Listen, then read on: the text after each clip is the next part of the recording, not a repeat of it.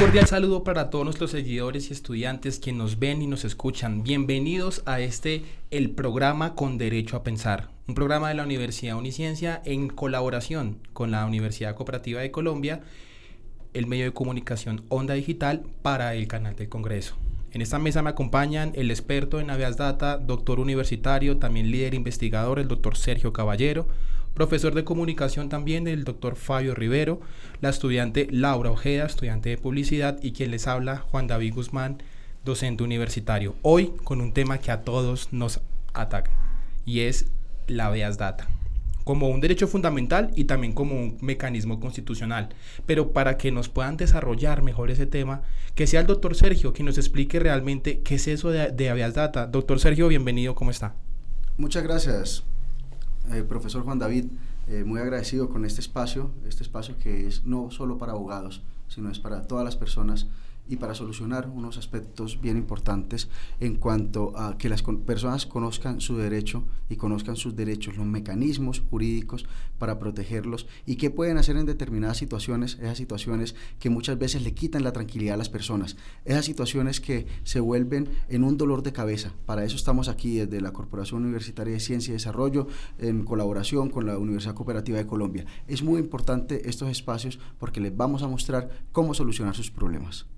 Bueno, tenemos también al profesor de comunicación Fabio Rivero. Profesor, buenas tardes, ¿cómo está? Un saludo muy especial para todos que nos están escuchando y que nos están viendo por el canal del Congreso. Realmente muy satisfecho por que estén aquí, para que nosotros podamos empezar a desarrollar este tipo de contenidos. Muy interesante este tema que comenzamos a trabajar el día de hoy y que pues esperamos que la audiencia y la gente conozca y le reconozca la importancia de la Habeas Data para toda la cotidianidad. A veces lo pensamos muy lejano y realmente nos involucra a todos. Laura Ojeda, ¿cuáles son tus expectativas en este programa? Pues la verdad, este es un tema que desconozco y aprovecho el espacio para hacer las preguntas que pronto los ciudadanos tienen, pero no nos atrevemos a preguntar o no tenemos el espacio para hacerlo. Entonces me parece un espacio muy especial para resolver todo ese tipo de dudas. Si pudiéramos tener un ámbito de introducción, podríamos decir que la Habeas Data es un derecho fundamental que protege específicamente los datos personales de cualquier ciudadano.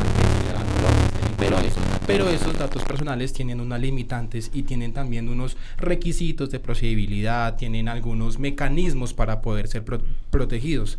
Doctor Sergio, ¿cómo podríamos definir para la audiencia como tal qué es el Habeas Data?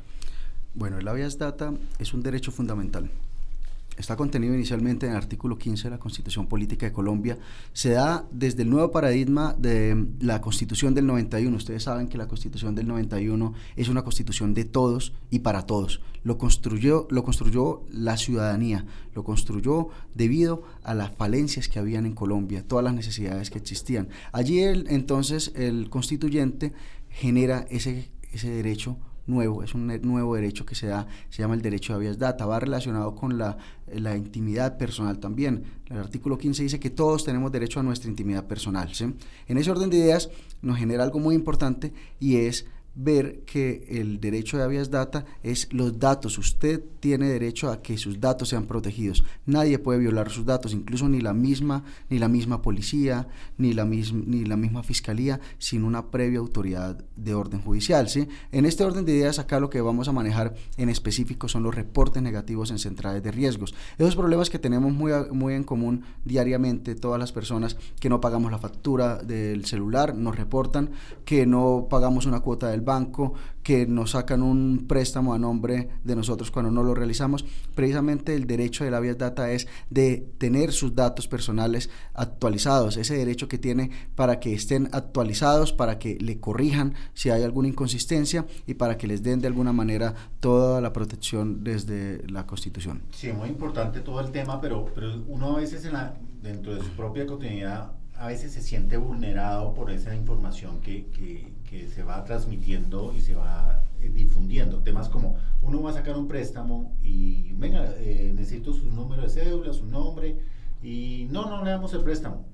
¿Y por qué? No, porque no es confiable, porque está reportado. ¿Pero quién está reportado? Yo no estoy reportado. Y sale uno de ese establecimiento y entra a otro establecimiento y, sí señor, bienvenido, Claro, le damos el préstamo, pero yo estaba reportado hace 8 minutos y ahora ya no estoy reportado. ¿Por qué pasa por esas inconsistencias? ¿Por qué pasa también como un criterio, una evaluación no solamente de la data, sino de la información pues que está transmitiendo, si se está publicando? Sí, muy buena pregunta. Lo primero es que tenemos derecho a conocer y actualizar los datos, ¿sí? No es que el banco me dice, no le presto, hasta luego, ¿sí? No, me tiene que decir, no le presto, porque usted no cumple un score de crédito. El score de crédito es el puntaje que nos da una calificación de acuerdo a nuestro comportamiento en los respectivos pagos, ¿sí? Que si pagamos a tiempo, que si pagamos anticipado, entre otras cosas, ¿sí? Entonces, el primer momento tenemos que ver que existe ese derecho de nosotros primero conocer y actualizar los datos. Si conocemos los datos y el banco nos dice, no, es que usted tiene un pésimo comportamiento, pero ¿en cuál deuda? Dígame en cuál, ¿sí? Entonces, tenemos derecho a que el banco también nos diga, ¿sí? Sin embargo, lo que acá el profesor nos indica también es muy común, porque en un banco sí me presta y el otro banco no. Y ahí se da también un aspecto muy importante y son las políticas internas, ¿sí? Muy bien. Porque los bancos tienen también unas políticas internas y pues al banco nadie, ni siquiera un juez le puede obligar a que le preste a un ciudadano, ¿sí? Sí. Entonces ellos tienen su matriz de amenazas de si le presto o si no le presto. Pero debían informarle a las personas, ¿no? Debían estar también muy acorde a la solicitud y decirle, bueno, pasa esto y esto y esto, pero a veces dicen, no, se le negó y ya.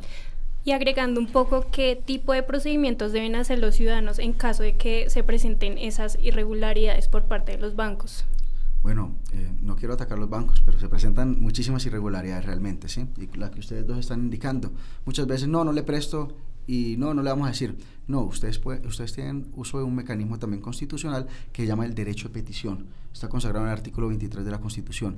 Entonces, ¿qué hace el ciudadano? El ciudadano, en una carta cualquiera, en un papel, no necesita ser abogado, solamente le envía una carta al banco diciéndole, solicito me indique por qué me negó ese crédito, cuáles fueron las razones, qué puedo hacer, qué me falta, y el banco está en la obligación de darle información correcta, actualizada y veraz acerca de por qué razón no le dio un crédito a esa persona. Bueno, yo también voy a preguntar una cosa que pasa mucho, no está muy relacionado al tema de los créditos, pero sí también al tema de la información. Porque a veces uno siente que no tiene ningún vínculo con cualquier organización, pero empiezan a bombardearlo y a informarle y a pedirles que utilicen los servicios, ¿sí? Entonces va una empresa a la cual yo no tengo ningún vínculo, no le he dado ninguna información, pero pues tienen mis datos. Uno y de alguna forma se siente uno como vulnerado, ¿no? ¿Y estos de dónde consiguieron mi información? ¿Hay tráfico de información? ¿Hay tráfico de bases de datos? Incluso, disculpa un momento, incluso uno no es consciente de pronto en las bases de datos donde queda toda nuestra información. Yo tengo una pregunta para ti. ¿Cuáles son las circunstancias donde más nosotros solemos dejar nuestras bases de datos, nuestros datos? Perfecto. Esto es muy importante. Efectivamente, sí existe un tráfico y más que un tráfico, llamémoslo, una venta, una comercialización de datos. Nuestros datos valen demasiado, ¿sí? Nosotros pensamos que no.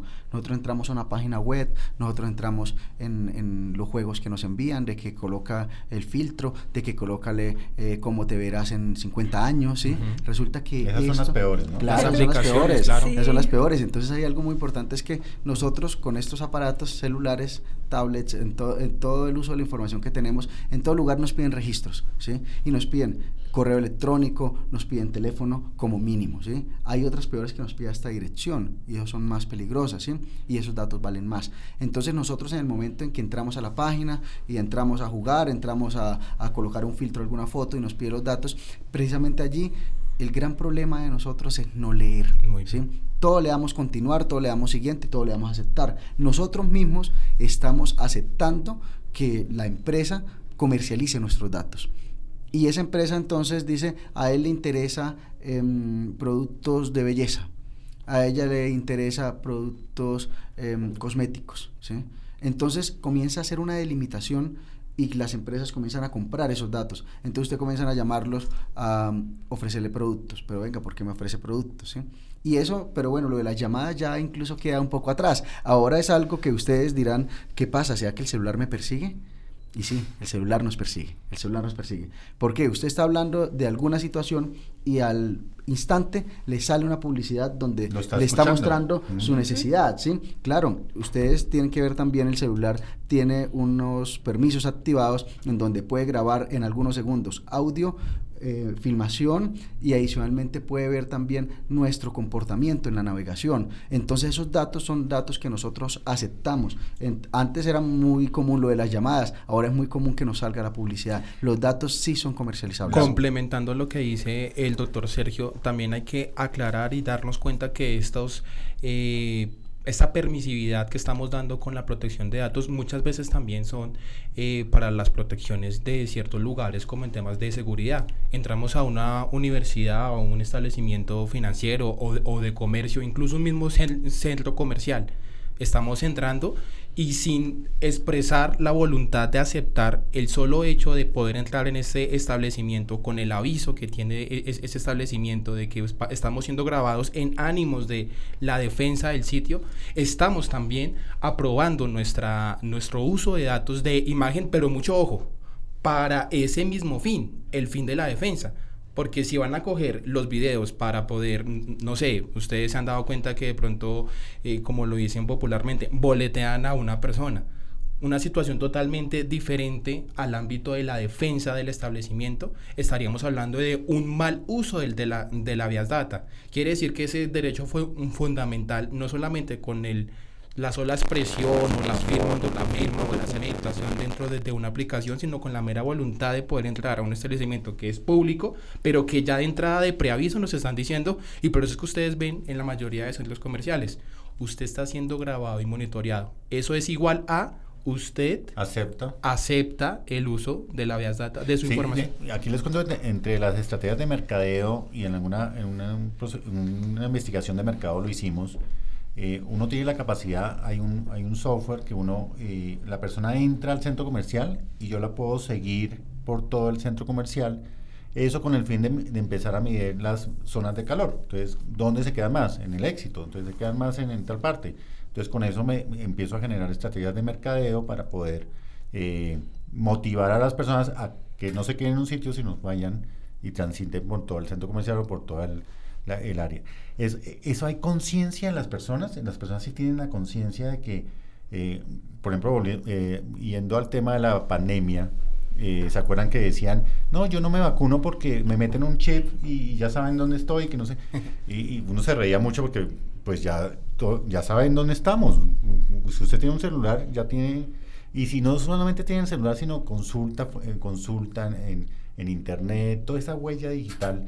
La gente tiene conciencia de que pues la gente pues podrían saber dónde está perfectamente. Complementando un poco lo que ustedes están diciendo, es algo que se nos sale totalmente de las manos porque, bueno, la digitalización, o sea, es algo que todo el mundo necesita, está en todas partes y si ustedes se dan cuenta en cualquier página web, cualquier red social, pues necesitan nuestros datos y a veces uno no piensa mucho eso. Necesito una información para allá. No me voy a poner a leer los términos y condiciones de mis datos. Entonces, mi pregunta es, ¿uno cómo podría tener una conciencia digital, por así decirlo, para la protección de nuestros datos? Y enseñar a la gente, ¿no? Ok, varios temas. Súper interesante algo. No sabía lo del marketing que usan, sí, o el estudio de mercado que usan con los centros de calor. Y precisamente correlacionando todo lo que dice el doctor Juan David también, y es cuando los avisos, ahí nos dice, usted está siendo grabado y monitoreado, y dice, ley de Habeas Data, ¿sí? Entonces nosotros están diciendo, mire, ustedes los estamos grabando y está de acuerdo a la ley, ¿sí? Entonces nosotros estamos siendo analizados constantemente. Todo el día, a toda hora estamos siendo analizados, desde el mercado, bueno, no, todo es el mercado, ¿sí? Todo es el mercado. Sí. En donde estamos presencialmente, en donde estamos digitalmente, en todo lugar estamos siendo analizados. Y precisamente se hace pues de manera legal porque si no existiera estas leyes y donde no le dijeran, mire, usted está siendo grabado, pues lo estarían haciendo de manera irregular, estarían usando los datos, porque usted cuando va a algún lugar también está generando un dato, ¿sí? Está generando una cifra, está generando un número. Es muy interesante, no lo sabía, y es súper interesante eso, y precisamente da para que sepamos cómo se puede analizar también desde ese punto de vista, no solamente en lo digital, sino también en lo presencial. Lo que tú dices acerca de cómo generar una conciencia, ¿sí? La conciencia es, mire, es muy difícil. Primero debemos saber al menos que estar enterados, ¿sí? Estar enterados de qué estamos firmando, ¿sí? Porque cada vez que entramos a una página estamos firmando algo. Siempre estamos deprisa. Este mundo va muy rápido, ¿sí? Entonces estamos haciendo las cosas sin revisar, sin analizar. Y no hay conciencia, ¿no? Y no hay conciencia, pero el punto es que de eso se aprovechan las empresas, ¿sí? Las empresas aprovechan de que estamos en este mundo digital tan rápido y en este mundo que está a 1000 por hora, ¿sí? Entonces no lo hacemos. El punto de todo esto es pues generar de pronto unas contingencias, ¿sí? Porque es como decirles a usted, cuando usted saca un plan de datos, un celular, ¿sí? Usted no se pone a negociar con Claro, no se pone a negociar con Movistar, si no le gusta, pues vaya a otro lado, ¿sí? Es un contrato de adhesión, muy bien. Entonces, prácticamente nos está diciendo, mire, este es el contrato de condiciones uniformes, ¿lo acepta o no? Si no lo acepta, pues vaya y busque otro lugar, ¿sí? Y eso sucede también con las páginas. Si no me da los datos, pues no use mi página, ¿sí? Eso es algo que se puede hacer. ¿Qué se podría realizar para generar también una contingencia? Tener 2 celulares, por ejemplo, ¿sí? Yo tengo 2 celulares, uno el personal y otro el institucional. Yo coloco el institucional en donde me piden los datos, o coloco un correo donde no me estén llegando cosas, donde tengo un correo solamente para que llegue publicidad, y esa sería la forma de nosotros cuidarnos. Los datos están en sus manos y ustedes los están entregando siempre. Hay otro tema muy importante que es la ética. ¿Qué tanto sí hay conciencia también de manejar adecuadamente la información? Un caso particular, creo que todos hemos ido al estadio. Sí, claro. Y hemos visto las transmisiones de Win. Entonces uno compra la boleta del estadio y en las letras pequeñitas acepta que lo van a transmitir y lo van a utilizar sus imágenes. Está siendo monitoreado y vigilado. Sí. Pero entonces uno dice, y cuando estamos en tema audiovisual y estamos en tema de producción, no está prohibido sacar imágenes de menores de edad, pero pues un canal como Win lo hace, porque pues hay una autorización, pero qué tan ético debería ser esa utilización, porque es mi imagen. Voy a decir algo que podría pasar, ¿no? Yo voy con mi amiguita al estadio y salgo yo en Win, ¿sí? Y me sacan la imagen. Claro. Y fui vulnerado en mi intimidad, porque pues, yo no voy al estadio a que me graben, yo voy al estadio a ver un partido de fútbol. Es un caso, ¿no? Hay muchos otros más casos, ¿no? ¿Qué tanta ética hay en el tema de haber data y en el tema de manejo de la información? Bueno, ¿qué pasa? Si va a llevar a su amiguita, no la lleva al estadio donde van a transmitir en vivo. Donde hay un montón de personas. Llévela a otro lugar. Hay algo bien importante, la esfera pública y la esfera privada, ¿sí?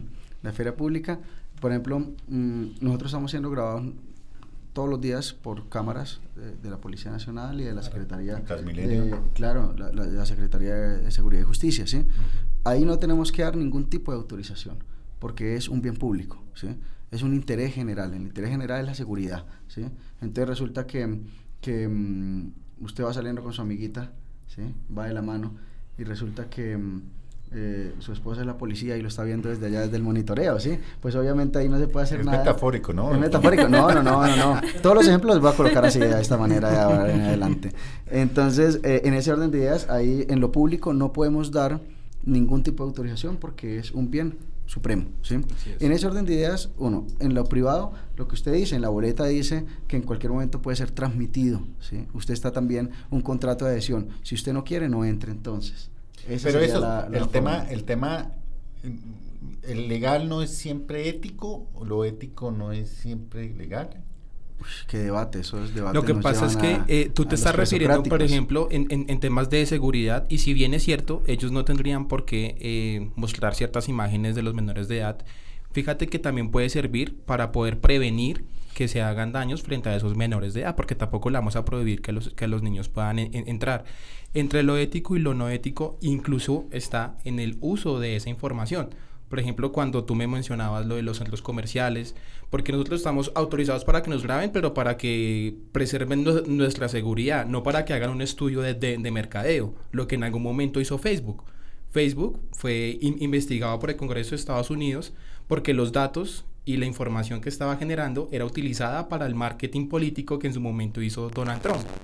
Entonces, sí es una línea muy delgada en la que los servidores públicos y las instituciones privadas deben usar bien el manejo de esos datos. Ahora, ¿qué pasa cuando ya se efectuó el daño? Y como sabemos, el tiempo aquí en el canal del Congreso es súper corto.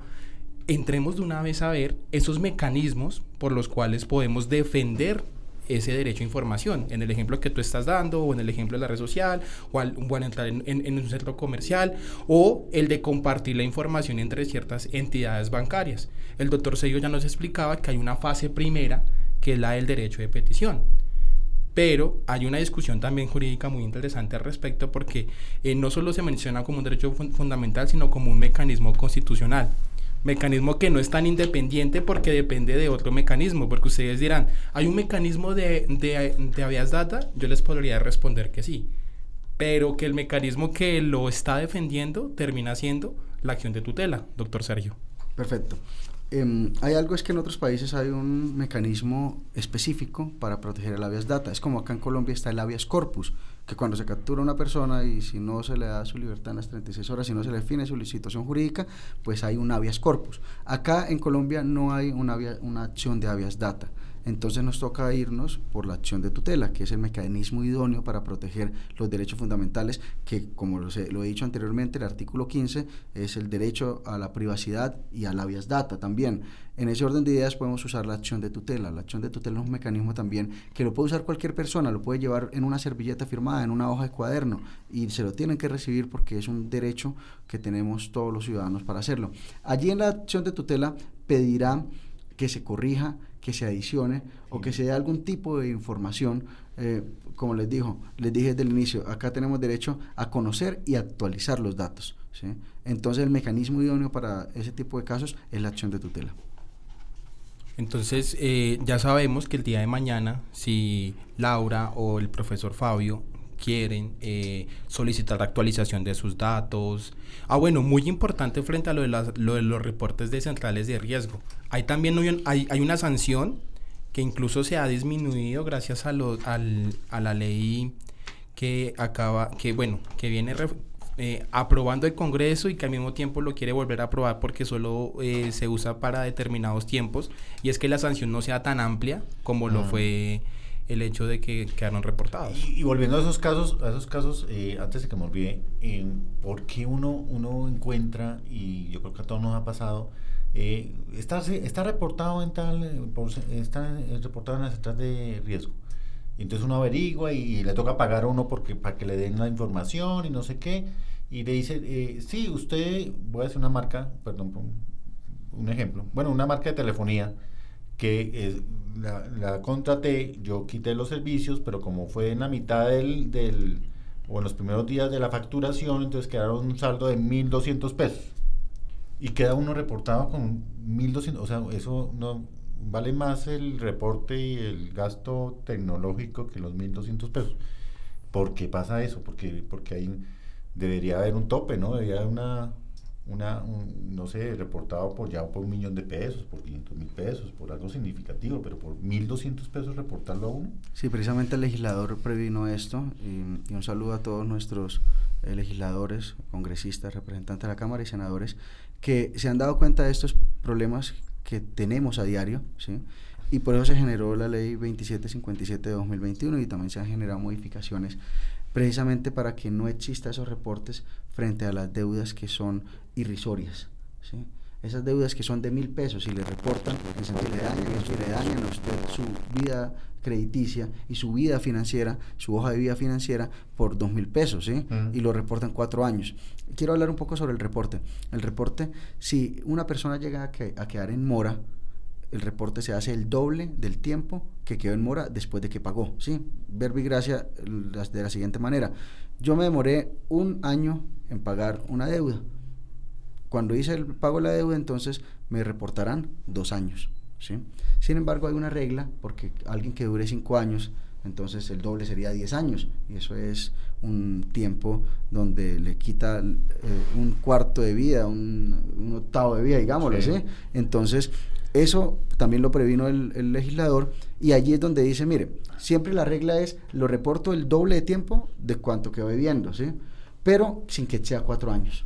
Sin que sea 4 años. Es decir, si quedé debiendo 5 años, ya no me van a reportar 10 años, van a ser 4 años. Si fueron 3 años, no son 6 años. El máximo siempre va a ser 4 años. Sergio, hay un tipo de estudio donde se identifique que si hay si hay ese tipo de normatividad o ese tipo de legislación que minimizan los castigos, genera mayor displicencia en el pago, o de dónde sacan, o la información de dónde sale que las personas podrían no pagar porque, bueno, solamente me van a sancionar 4 años. ¿Existe algún tipo de estudio? Bueno, lo que usted me dice de no pagar, si la persona no paga, ¿qué sucede? Si la persona no paga también, esto es un tip que les doy, no para que no paguen, ¿no? Sino para si en algún momento han tenido algún problema.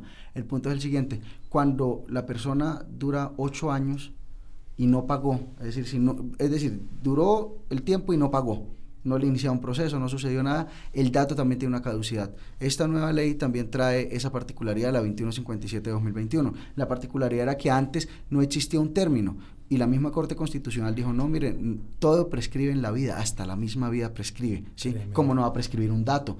Entonces, antes llegaba y, no pagó, dejémoslo reportado de por vida. Eso es inconstitucional. ¿Qué se genera con la 2157? Que se dice, así no haya pagado, entonces al cabo de 8 años debe retirarse el dato. Es decir, el dato negativo debe ser retirado de las centrales de riesgo. Profesor Sergio, profesor Fabio, Laura, el tiempo en el canal del Congreso es muy corto.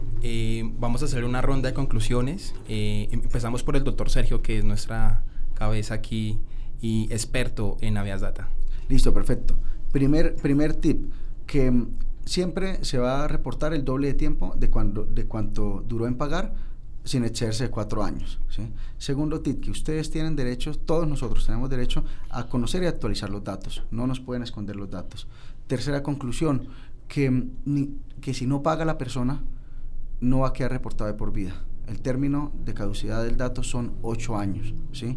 Que si la persona de alguna manera le suplantaron los datos, eso será para otro programa, súper interesante. Acabo de dar un concepto a la Corte Constitucional de la nueva ley estatutaria de Habeas Data, que incluso en el Congreso de la República se debatió y ya está terminada la ley, pero tiene un control previo que va a la Corte Constitucional. Debido a que estamos como expertos y como escribimos este libro, somos uno de los expertos en Colombia, allí en ese orden de ideas, este libro es el libro de Habeas Data.